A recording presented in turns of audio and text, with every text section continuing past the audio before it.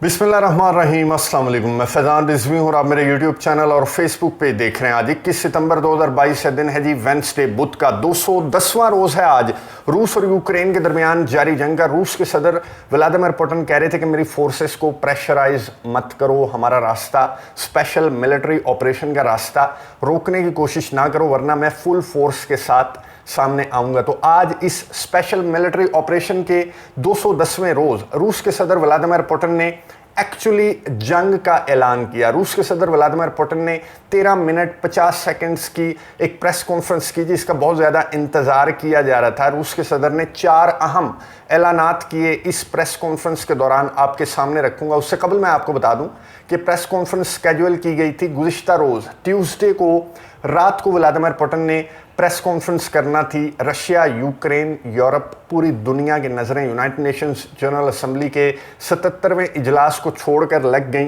रूस के सदर व्लादिमीर पुतिन की इस प्रेस कॉन्फ्रेंस पर, क्योंकि यूक्रेन के काउंटर ऑफेंसिव के बाद एक्सपेक्ट किया जा रहा था कि रूस के सदर बहुत इंपॉर्टेंट अनाउंसमेंट करेंगे। रात गए तक इंतज़ार किया जाता रहा कि रूस के सदर व्लादिमीर पुतिन ये प्रेस कॉन्फ्रेंस करेंगे, लेकिन फिर क्रेमलिन ने अनाउंस किया कि पोस्टपोन कर दी गई है रशिया के सदर की प्रेस कॉन्फ्रेंस। इस ऐलान के बाद यूक्रेन के ऑफिशियल्स की जानिब से बहुत ज़्यादा स्टेटमेंट सामने आने लगी कि रूस के सदर कंफ्यूज्ड हैं, वो किस तरह से जस्टिफाई करेंगे यूक्रेन की विक्ट्री और रशिया की हार को। इस तरह के स्टेटमेंट्स जो हैं वो यूरोपियन कंट्रीज़ के लीडर्स ने भी ट्विटर पर अपने ख्यालात का इजहार किया कि क्या एक्सपेक्टेशंस हैं, कब ये प्रेस कॉन्फ्रेंस होगी, उसमें रूस के सदर व्लादिमीर पुतिन की जानिब से क्या इंपॉर्टेंट ऐलान किया जा सकता है। बहुत ज़्यादा तबसरे तज्जिए कल से चल रहे थे। आज वेंसडे को रूस के सदर व्लादिमीर पुतिन ने ये प्रेस कॉन्फ्रेंस कर डाली। 13 मिनट 50 सेकंड्स की इस प्रेस कॉन्फ्रेंस का आगाज़ किया। रशिया के सदर ने अपने शहरियों, अपने फ़ौजियों, अपने रिटायर्ड मिलिट्री अफसरान, अपने नौजवानों,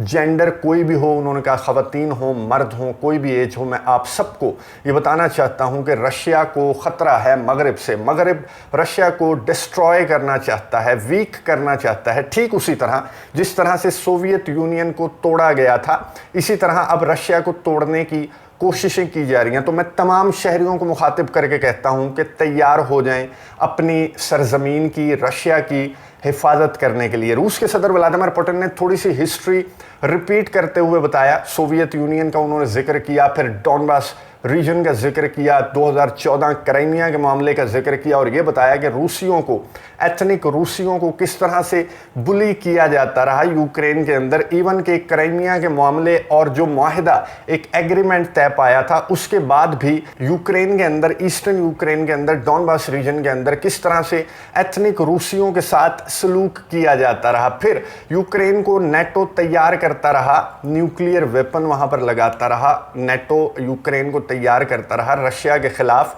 खड़ा करने के लिए। और ये कई सालों की इनकी जद्दोजहद है जो कि रशिया को डिस्ट्रॉय करने के लिए, रशिया को वीक करने के लिए है। रूस के सदर व्लादिमीर पुतिन ने कहा कि इसलिए क्राइमिया हो या फिर डॉनबास के अंदर ये स्पेशल मिलिट्री ऑपरेशन का आगाज ये बहुत ज़रूरी था और इसके बगैर हमें तोड़ दिया जाता, हमें वीक कर दिया जाता, इसलिए हमने इस स्पेशल मिलिट्री ऑपरेशन का आगाज़ किया। लेकिन यूक्रेन बजाय बातचीत की टेबल पर आने के, मगरिब बजाय बातचीत की टेबल पर आने के, यूक्रेन को शय देता रहा, असलहा प्रोवाइड करता रहा और यूक्रेन काउंटर ऑफेंसिव और यूक्रेन के स्पेशल मिलिट्री ऑपरेशन को लेकर रेजिस्ट करने लगा। उस वेपन के सहारे, उस तोहफे तहाइफ के सहारे जो मगरिब की जानिब से, नेटो की जानिब से, जो रशिया को तोड़ना चाहते हैं, उनकी जानिब से यूक्रेन को प्रोवाइड किया जा रहा है। तो मैं बताना चाहता हूं कि मैं अब पार्शियल मोबिलाइजेशन का ऐलान करता हूं। उन्होंने रिपीट किया, स्ट्रेस दिया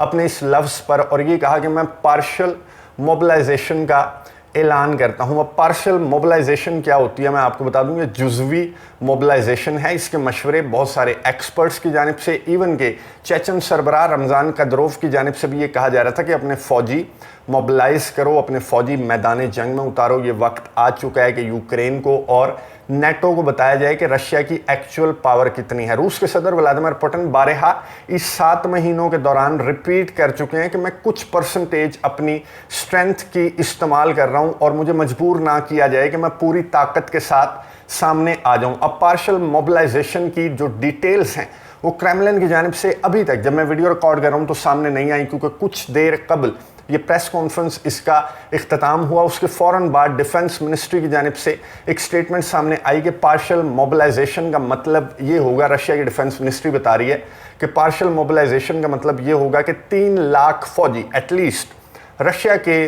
3 लाख फौजी, एक तो चेचन फौजी हैं, दूसरा मैंने आपको बताया था वैगनर, उसके अलावा रूस के 3 लाख मजीद फौजी मैदान जंग में उतारे जाएंगे according to Russian defence ministry. यानी कि अब ये जो स्पेशल मिलिट्री ऑपरेशन है जो कि 7 महीने से जारी था, अब ये एक्चुअल जंग में कन्वर्ट करने का ऐलान किया रशिया के सदर व्लादिमीर पुतिन ने।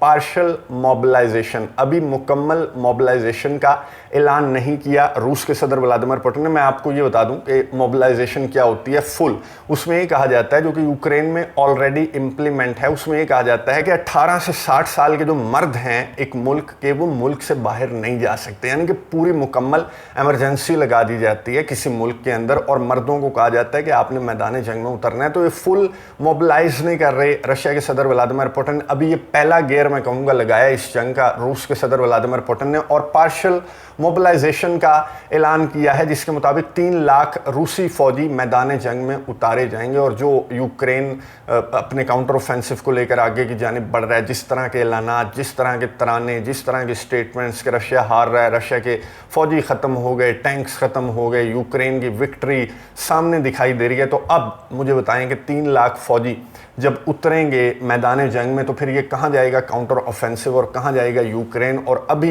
ये रशिया की फुल स्ट्रेंथ नहीं है। रूस के सदर व्लादिमीर पुतिन ने मजीद कहा नेटो को मुखातिब करते हुए कि न्यूक्लियर वॉर हो, न्यूक्लियर वेपन इस्तेमाल करने का मामला हो या फिर नेटो की इन्वॉल्वमेंट हो इस जंग के अंदर, रशिया हर सिचुएशन के लिए मुकम्मल तौर पर तैयार है। मैं आपको वार्न कर रहा था कि मेरे स्पेशल मिलिट्री ऑपरेशन को आगे की जानिब बढ़ने दें, हमने डीनाज़िफाई करना है यूक्रेन को, डीमिलिटराइज करना है यूक्रेन को। यूक्रेन हमारे लिए एक थ्रेट बनता जा रहा था जिसे आप लोग हमारे लिए थ्रेट बना रहे थे, इसलिए मैं मिलिट्री ऑपरेशन को लेकर आगे की जानिब बढ़ रहा था। लेकिन आपने हमारे सिविलियंस को निशाना बनाया, आपने पावर प्लांट पर आपने हमले किए, डॉनबास के अंदर सिविलियंस को आपने निशाना बनाया, एथनिक रूसियों के राइट्स को आपने गस्ब किया, उन पर जुल्म सितम किए। इसलिए इसके एविडेंस उन्होंने कहा मेरे पास मौजूद हैं, इसलिए ऑपरेशन में कंडक्ट कर रहा था। अब मैं पार्शियल मोबिलाइजेशन का ऐलान करता हूं और इसमें भी अगर नेटो ममालिक की जानिब से, मगरिब की जानिब से जो ये कहते हैं कि as long as it takes हम इस जंग को जारी रखेंगे, तो उसके लिए भी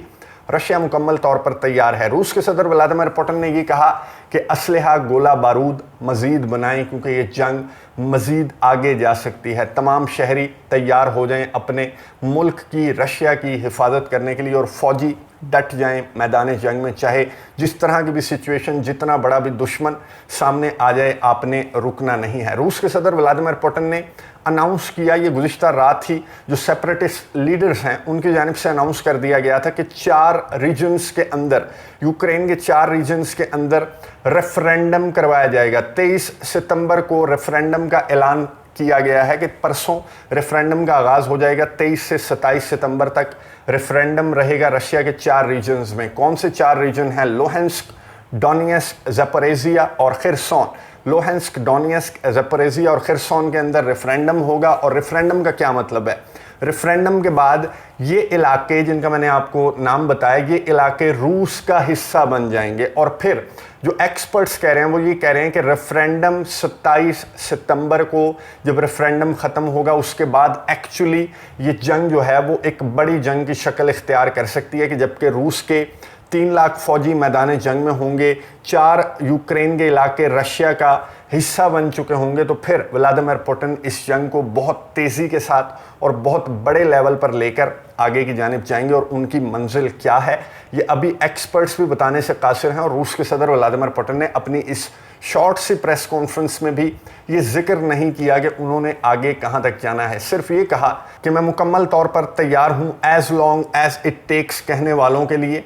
और अगर नेटो इस जंग में आना चाहता है तो शौक से आए, ये पार्शियल मोबिलाइजेशन है, फुली मैंने मोबिलाइज नहीं किया अभी अपने मुल्क को। अभी पहला दूसरा गियर रूस के सदर व्लादिमीर पुतिन ने लगाया है इस जंग के अंदर। अब यूक्रेन के काउंटर ऑफेंसिव, रेफरेंडम और 27 सितंबर तक ये फैसला कुन जंग साबित होगी। वेस्टर्न कंट्रीज़ और specially United Nations general assembly का 77वां सेशन जारी है, उसमें रशिया और यूक्रेन की जंग जो है वो डोमिनेट कर रही है। वहाँ पर जो लीडर्स खिताब कर रहे हैं उनकी जानिब से रूस और यूक्रेन की जंग जो है उसे शामिल किया जा रहा है। अब वेस्टर्न कंट्रीज़ की जानिब से, यूके की जानिब से अभी स्टेटमेंट सामने आई रिसेंटली। यूके ने कहा कि सीरियस लेना चाहिए रशिया की इस पार्शियल मोबिलाइजेशन का जो ऐलान व्लादिमीर पुतिन ने किया है, इसे सीरियस लेना चाहिए, लेकिन यूक्रेन सीरियस नहीं ले रहा। यूक्रेन की स्टेटमेंट सामने आई कि हम यही एक्सपेक्ट कर रहे थे और अपनी हार को छुपाने के लिए और हमारे काउंटर ऑफेंसिव को छुपाने के लिए रूस के सदर और क्या ऐलान कर सकते थे, मोबिलाइजेशन का ऐलान करना था। हम देख लेंगे रूस के मोबिलाइजेशन को भी, हम देख लेंगे रूस के एडिशनल ट्रूप्स, फौजियों को भी। ये यूक्रेन की जानिब से अभी रिसेंटली स्टेटमेंट सामने आई है। अभी इस पर डिस्कशन जारी है। यूनाइटेड नेशंस जनरल असेंबली का 77वां इजलास जारी है। तुर्की के सदर रजब तैयब एर्दोगान, फ्रांस के सदर इमैनुअल मैक्रोन, जर्मनी के चांसलर ओलाफ शॉल्स की जो खिताब हैं वो हो चुके हैं गुज़िश्ता रोज़, और आज अमेरिका के सदर जो बाइडन का इम्पॉर्टेंट खिताब होगा, इन पर भी गुफ्तगू करेंगे, इसका भी पोस्टमार्टम करेंगे। जो इम्पॉर्टेंट खिताब यूनाइटेड नेशंस जनरल असेंबली के अंदर होने वाले हैं या हो चुके हैं, उन पर भी बात करेंगे। Xi Jinping